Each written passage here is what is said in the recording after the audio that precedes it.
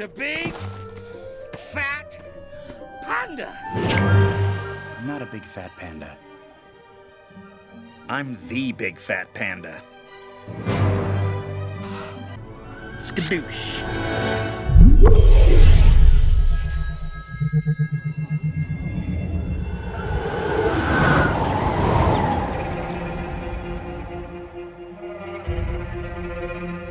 What? I'm sorry, I'm stressed. I'm trying to get ready for the cruise. I have a show to put out. Hey, I know I haven't been on a real vacation in like 10 years. Yeah. No, really, I work. What? I didn't even put up any Halloween decorations. My lawn. What?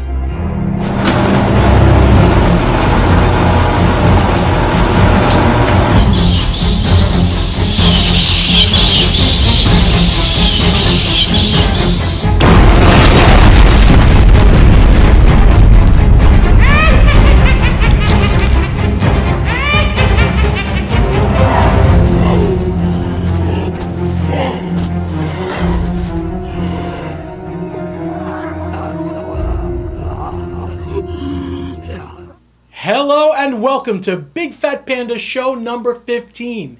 The crowds are getting a little bit less here in Orlando, Florida. I mean, they're still there, but there are times this month I've been to the Magic Kingdom and I'm like, yeah, this is getting good now. Because the rides are like walk on the attractions. It's, you know, the crowds are still there, don't get me wrong, but there's definitely some nights where things are a little bit less calm and the weather's starting to not be 100 degrees. It's starting to be more like in the high 80s. It's a lot nicer and cooler. My exclusive sponsor, David's Vacation Club Rentals at dvcrentals.com. They've been keeping me busy, as usual. They sent me to the Grand Floridian and the contemporary Bay Lake Towers at Disney's Contemporary Resort this month. I'll have some updates for you there. And excuse me. Okay. But the Grand Floridian really blew me away. The room I thought was fantastic and just so comfortable and very different from the other resorts. Definitely the epitome of luxury. But let's talk Halloween.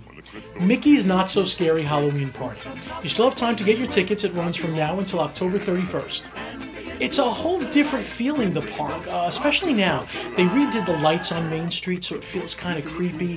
They used to have like projections and blinkers. Now it's more like a whole entire orange, especially when the Headless Horseman comes.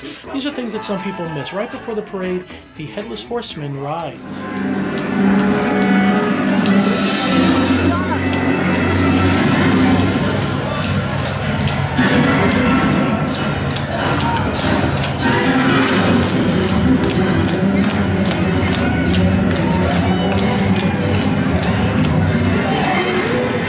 That is right before the Boo to You parade, which I am still a big fan of the Christmas parade. It's my favorite, but many people, Boo to You is their favorite. Let's take a quick peek at the Boo to You parade in the Magic Kingdom.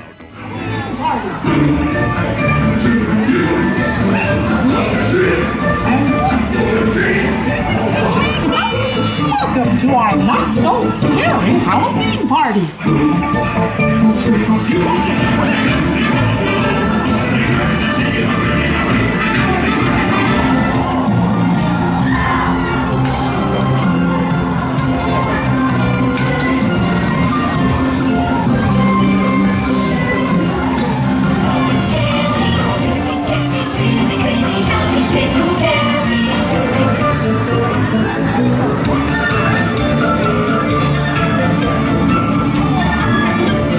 This year, Wreck-It Ralph and Vanellope was added to the mix. The Diamond Horseshoe in Frontierland is transformed into a villain's dance party. Lady Tremaine, she's always getting down. Her and her daughters and Cruella, take a peek.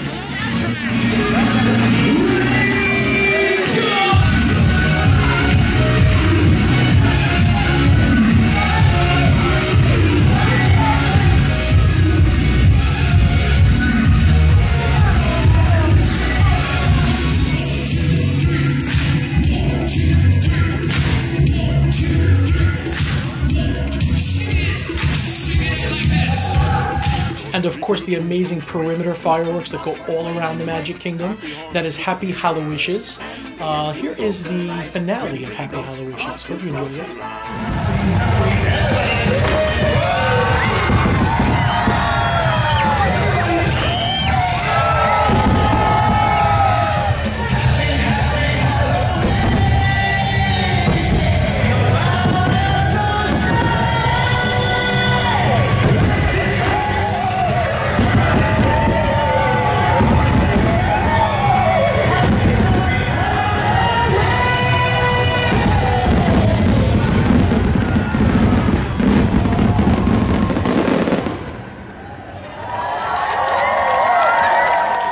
little special things that some people might miss. If you go to the Haunted Mansion, Carlotta and Renata, I don't know where they fit into the story of the Haunted Mansion, to be completely honest with you. I think they just had them. Carlotta, Renata, there's probably a Stunata.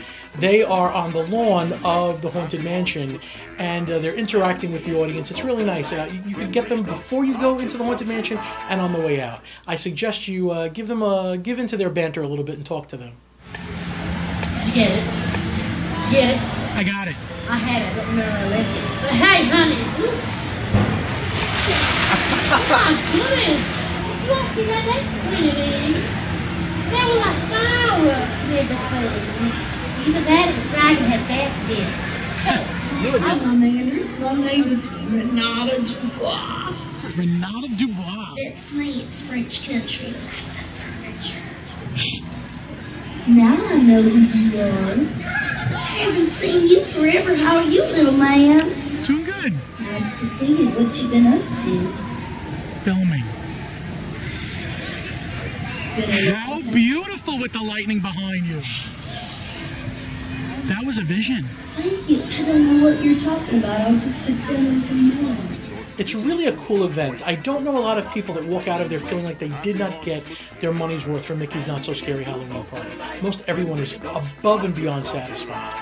Also, if you're into the limited magic bands, not limited release, there's a limited edition one that's only sold during the Mickey's Not So Scary Halloween Party event. I also have to make a correction regarding last month's prize. I was told that the Haunted Mansion limited release band did not have to be linked up to an account, that it could be sold and linked up at a later time. I was later told that it was incorrect information I was given, and it must be linked up. So the prize winner of last month is Mark Plant. I contacted Mark Plant and gave him a bunch of different options amongst a gift certificate or getting a different band or meeting him out here and getting him the band so he could have it linked up to him. So apparently only the regular solid color magic bands can be sold unlinked. Unlike I was told with the Haunted Mansion, limited release one that could be unlinked, it cannot be, it must be linked. This may change again. And from now until November 10th, it is Food and Wine Festival here at Epcot. Again, I've said it before and I'll say it again, it's not my thing to run around and like eat on the run little pieces of food. I'd rather sit down at a restaurant and be served. But there are things that I will definitely visit. The Italy Pavilion. I will see what's there and I will get some of the Canadian cheddar cheese soup and things like that. But the Food and Wine Festival is a really big event here. Not for just the tourists that come, but for the locals. Robert and Ed Bearden from MickeyUpdates.com got a lot of great photos and food photos. Let's take a trip with their photos through the Food and Wine Festival.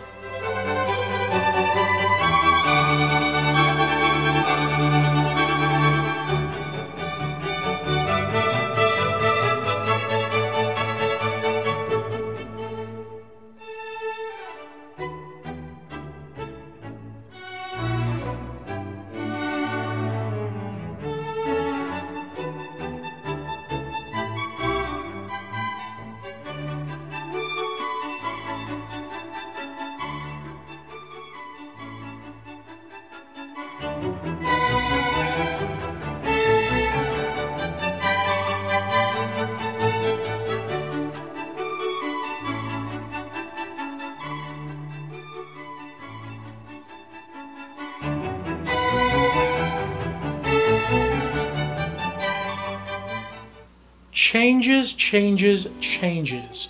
Twitter, Facebook, all social media is crazy about Disney changes. Many people not so happy, but it's inevitable. Things have to change. We just don't know what it is yet, so we can't really complain that, well, I guess we can. Anyhow, here's some of the changes going on in the world. The Backlot Tour at Disney's Hollywood Studios just closed. I skipped it many times because it did feel very outdated to me. There are rumors abound, nothing official. Rumor has it that it's going to make way for something Pixar related. Cars Land, maybe another Pixar type ride, maybe just an addition to Toy Story Midway Mania. Again, it's all rumor, it's all conjecture. I don't believe it's part of Star Wars. Could be, who knows? We will find out. You know that I'll let you know the moment that I know. Maelstrom at the Norway Pavilion is also closing to make room for a Frozen attraction, a ride. Again, I wasn't the biggest fan of Maelstrom. I just thought you went up, you saw some subpar animatronics, the troll was cool, you went backwards, down the hill, done.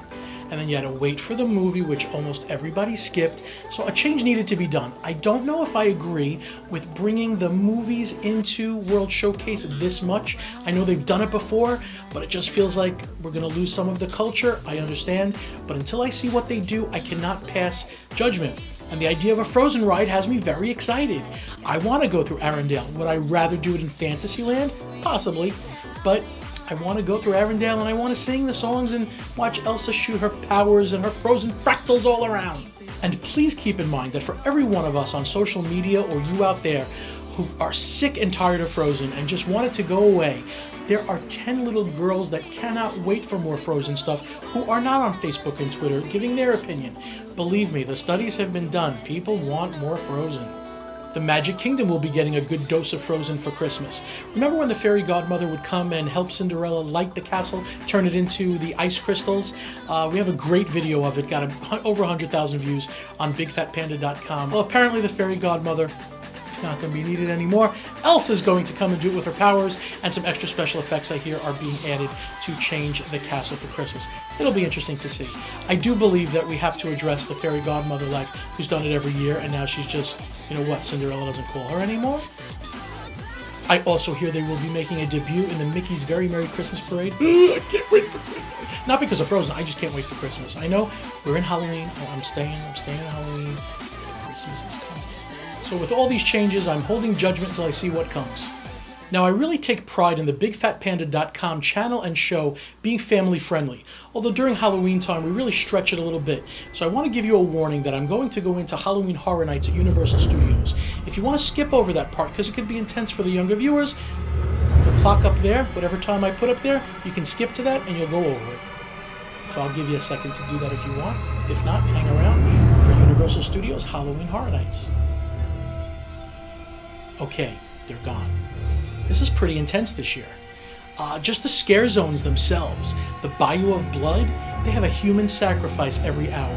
I actually think it was canceled, so I think my video at bigfatpanda.com is probably one of the few that are out there of this human sacrifice. I think that because of the whole ISIS stuff going on TV, I did feel a little uneasy watching it, so, you know, I don't want to get too much into it. It's all theatrical and it doesn't look, you know, very real, but it was intense. Here's a clip from it. I am the absolute. I am the God. I am the one who gives our followers the power of fear! And one of the more beautiful scare zones being the Masquerade. Take a look at this. I also love the music.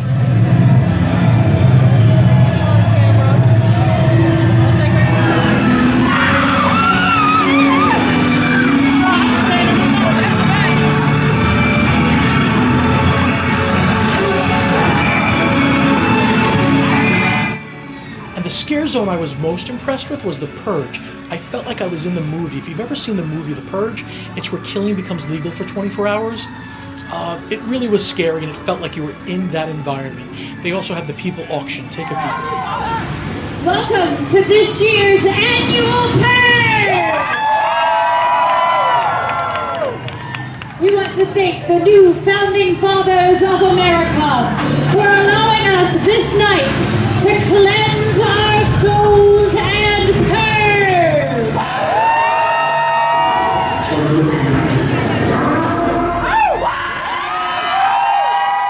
It's definitely the most intense Halloween venue I've ever been to. And the best way to get away from all that stuff and get happier is to light up the room with Corinne Anderson and Mouseaholics. Here's your merchandise segment.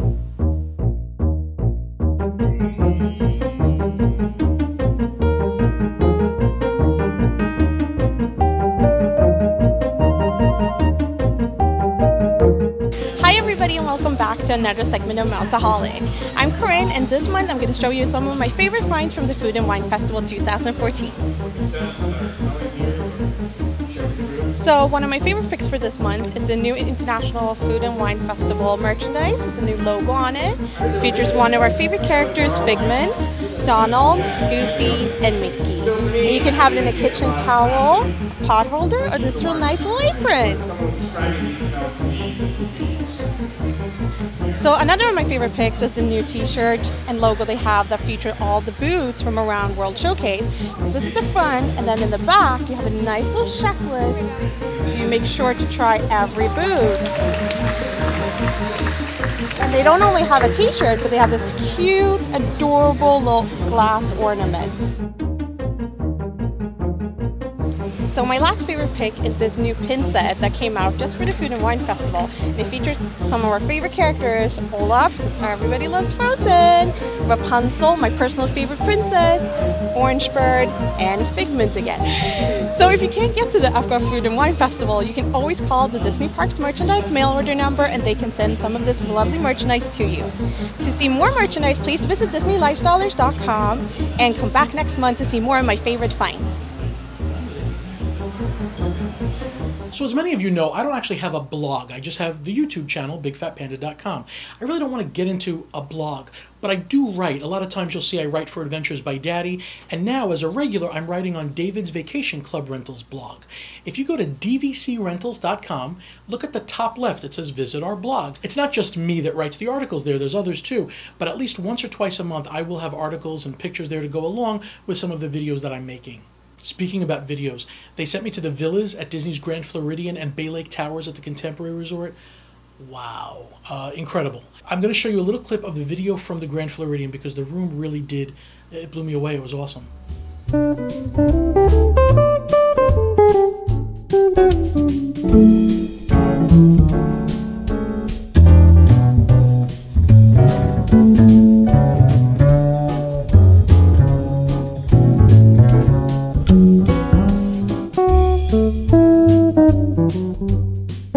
It was just so luxurious and awesome.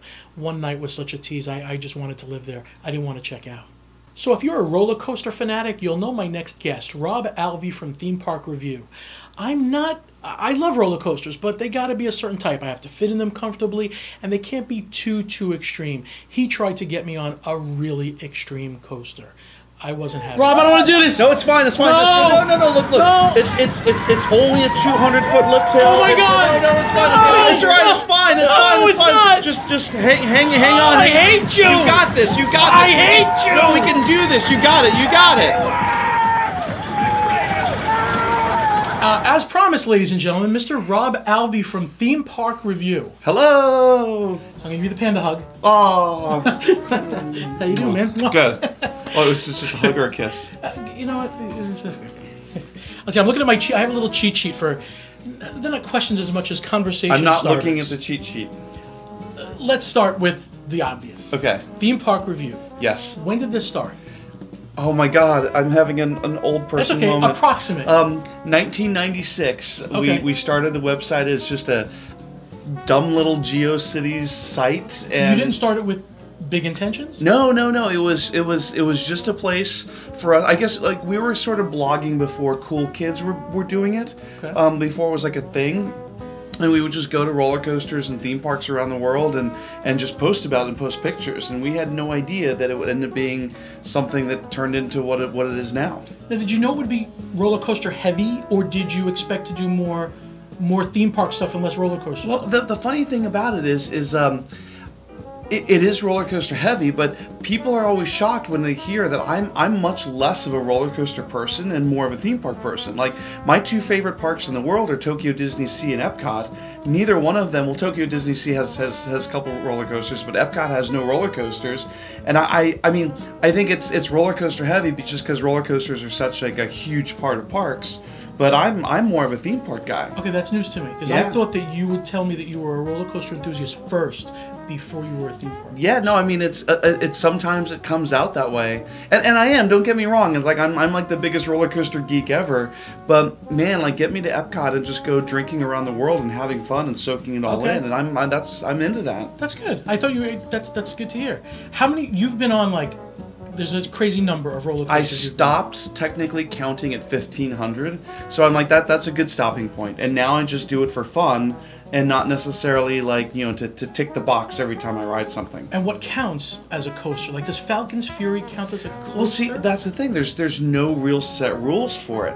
People have said like, oh, it counts as a roller coaster if it coasts uphill, if it's on gravity, or if it has a certain amount of length of track. It's for me. Okay, this might be like an unpopular opinion, right? For me, it counts as a roller coaster if it feels like a roller coaster and it's meant to be one.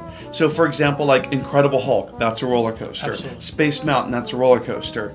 Falcon's Fury, that's a drop ride. And then it gets like a gray area, like things like Gringotts. Well, Gringotts does have some roller coaster moments, but it's mostly a dark ride. For me, it's a the industry keeps coming up with new crazy things. It's like, to me, okay, Mummy's a roller coaster because it coasts almost the entire ride. Right. Like, but Gringotts, it pretty much has one little roller coaster moment, and then it kind of stops and does its fun thing, and it's more like an interactive, immersive experience. Right. And then what about that thing that's just the I've seen on your channel that just goes. Yeah, no, and that's the thing. Some people are like, "Come on, that's a flat ride," and so to me, it's like there's no real definition. I know people that have been on like those little cycle monorails, and we've been with them at parks and said, "Oh no, see that part up there? It coasts on its own gravity for 50 feet," and boom, they put that on their list. And and like, look, if and I always tell people, if you want to come to my house, I'll push you down a shopping cart, and I'll charge you $50 for it, and you can count that as a roller coaster. And it's worth noting, you have this amazing YouTube channel. Is it youtube.com/themeparkreview? Yeah. If you're ever bored, or even if you have stuff to do, I could sit down for hours and watch these coasters. What I like to is you also do the dark rides. Yep. And you go to other countries that, I'm not in Malaysia seeing these dark rides, and they're really interesting to watch. Yep. I also don't know how you film them, because some of them, they're so active, but the camera is so steady. And I know it's a GoPro clamped onto something. We use a number of different cameras. I mean, because I've been shooting rides now for 10, 15 years. And we used to do it real like guerrilla method, where we'd go in and we have to be sneaky with our cameras and everything. And then over the years, parks started contacting us and said, "Hey, we saw this video. Can you? And it looks great. Can you come and film our rides, like down at Fun Spot, like down here in Orlando?" That's awesome. When they opened up their new big expansion, they were like, "Please come out and film, White Lightning and everything." And so we did, our work with them, and we've worked with, Six Flags Parks, Cedar Fair. We've done parks all over the world. So we have like our kind of our own methods of just getting the cameras on there, and it's just over years and years of trial and error, what looks good, what doesn't. And obviously we don't see the mistakes. Has there ever been a camera that flew off? No, never.